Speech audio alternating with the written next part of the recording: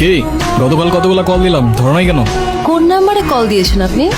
কেন 01628589556? আর এটা তো আমার নাম্বারই না। আমার নাম্বার তো 01788256155। ওকে, এই এক সেকেন্ড, আমি আপনাকে নাম্বার কেন দিলাম? আমি কি জানি, তুমি দিলা আমি নিলাম। আপনাকে আর কি বলবো, আপনি তো মানুষই ভালো না। কেন, আমি আবার কি করলাম? সেদিনই তো সব দেখলাম। আচ্ছা, সেদিন আপনি কাউকে কোনো কিছু বলেন নাই কেন? যদি বলতাম তাহলে আর তোমাকে বাঁচিয়ে রাখতে পারতাম না।